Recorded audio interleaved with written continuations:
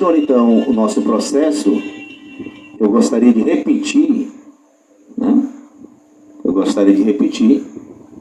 O que o grande especialista fala, né? E eu vou deixar que vocês escutem mais uma vez, e eu vou comparar com a história dos livros, o livro de Urântia, para saber quem é que está errado, se a história do livro de Urântia ou esse grande especialista. O sagrado voto de proteger os documentos de Urântia na contaminação de acréscimos ou modificações humanas, como foi relatado pelos reveladores. Eles falaram, olha, não pode haver contaminação nenhuma. No finalzinho desse relato tem trechos que eu coloco lá de pessoas que queriam fazer modificação no livro de Urântia e ele vetou. Não ele, né? Ele consultou os reveladores vetaram e ele manteve. Vamos dar agora uma breve pincelada no currículo. Sim, no livro em inglês não, hein? University praticou em Chicago desde ô caramba, quase. Ou seja, a lista do camarada é grande. Tem livros, era conferencista sobre psiquiatria, livros de psicologia, higiene mental, além de artigos sobre saúde. Ele era um cara muito bem reconhecido na época dele, né? Então, ele tinha toda essa reputação a zelar, todo esse currículo a zelar. E ainda assim, ele se lançou de corpo e alma para propagar o livro de Urântia. Então, vocês viram aí que o grande pesquisador, que provavelmente nunca nem leu a história do livro de Urântia, não passou talvez nem da página 52, não percebeu que, voltando aqui à questão, essas correções editoriais teriam exigido mudanças de palavras e números de supressões, mas naquela época a comissão de intermediários ou intermediários reveladores estava disponível e poderiam ter sido prontamente consultada pelos 5 membros restantes da comissão de contato. Ou seja, o livro, a história está dizendo que até aquela época ainda era possível falar com os reveladores, apesar de ser difícil, era possível.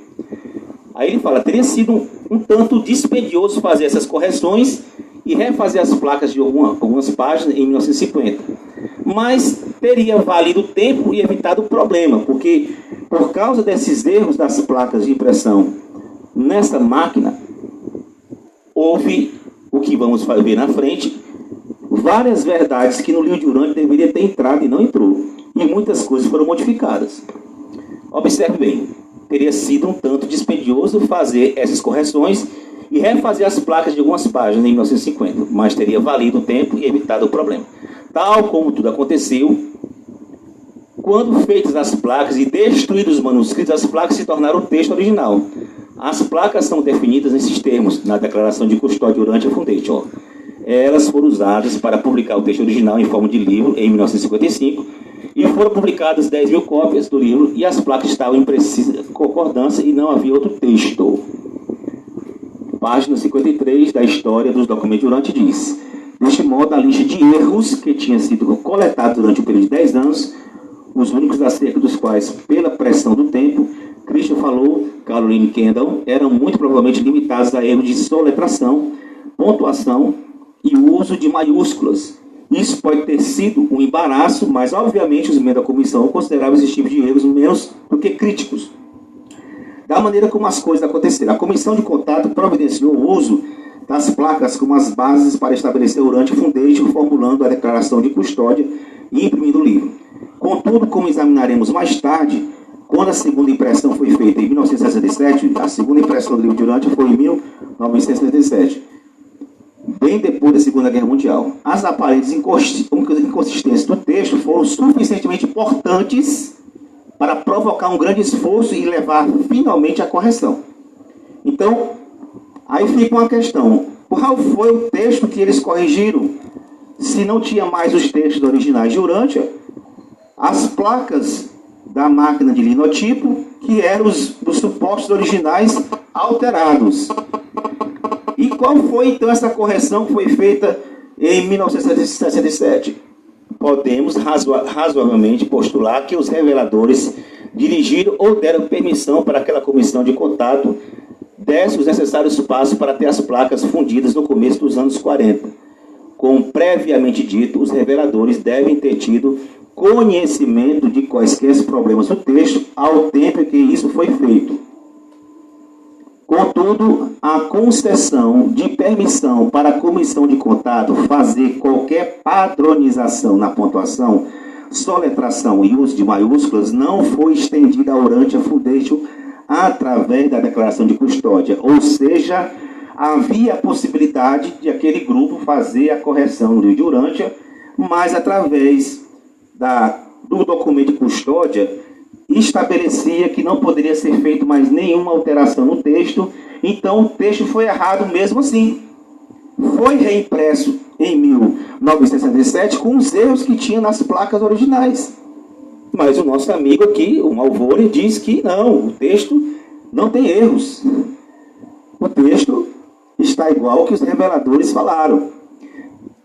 Veja bem, os reveladores puderam provavelmente antecipar que, uma vez exposto o livro a milhares de leitores, as possíveis inconsistências seriam eventualmente descobertas. Então, o problema de reconciliá-las teria que ser deixado à sabedoria humana evolucionária. Vocês entenderam o que eles falaram aqui? Os reveladores puderam provavelmente antecipar que, uma vez exposto o livro a milhares de leitores, as possíveis inconsistências seriam eventualmente descobertas. Então, o problema de reconciliá-las com a verdade teria que ser deixado à sabedoria humana evolucionária. Ou seja, nosso canal está fazendo exatamente isso. O nosso canal está reconciliando o que, dentro da probabilidade de erros, é lógico que houve erros no livro de Urantia. E esses erros estão levando hoje a canais como desse camarada aqui e outros a interpretar o livro de Urantia na sua literalidade.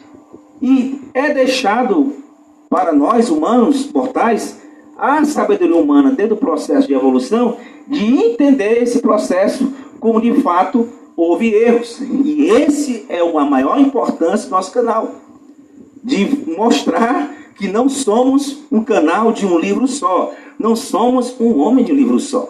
E dentro desse processo nós podemos identificar que o livro de Urantia passou sim por alterações, processos, supressões, aniquilamento de textos, alteração de conteúdo, e é o que nós vamos ver. Observe essa expressão: ninguém poderia ter feito melhor. Olha só, página 53 de História dos Documentos de Urantia. Tendo examinado cuidadosamente os fatos, apresse-me acrescentar que a devoção e o compromisso dos membros da comissão de contato, especialmente Christie, dificilmente poderiam ter sido superados na produção do texto de 1955. Mesmo sob condições ideais, com o envolvimento de muitos peritos sofisticados, teria sido impossível, em meu julgamento, produzir um livro perfeito. O cara que conduziu a história do livro de Urantia está dizendo que é impossível, o narrador está falando isso, produzir um livro perfeito. Mas o livro não é perfeito, segundo o Malvore. O livro não tem alteração, segundo o Malvore.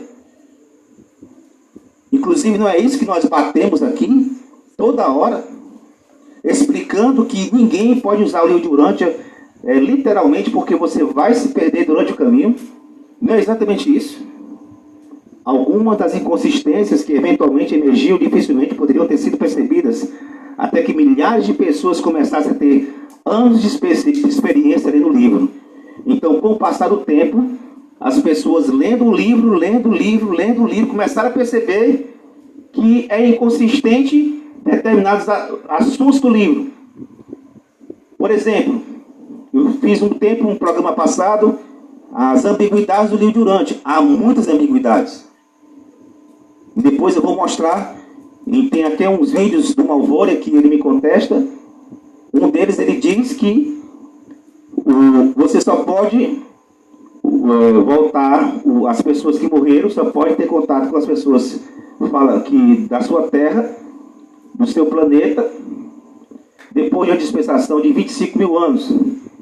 Aí ele comete um erro muito grave, porque quem vai ter contato, as pessoas que faleceram, que vai ter contato com as pessoas do seu planeta de origem, são pessoas ajustadas ao Espírito, fusionadas ao Espírito. E ele colocou esse critério como impossível as pessoas fazerem contato com seres do seu planeta, essas pessoas que morreram, se é somente esse contato feito através de uma dispensação de 25 mil anos, de 10 a 25 mil anos. Ele até falou, só compra fiado com mais de 90 e com a presença dos avós. Só que ele esqueceu que quem vai ter esse contato com os entes queridos depois da dispensação são exatamente as pessoas fusionadas ao Espírito.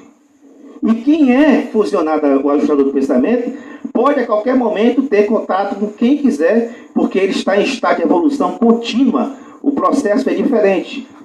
E é por isso que tanto eu como milhares de pessoas, sabendo disso, vemos que existe discrepância dentro do livro de Urântia, e essas discrepâncias é que torna o fanatismo religioso. Continuamos no próximo vídeo.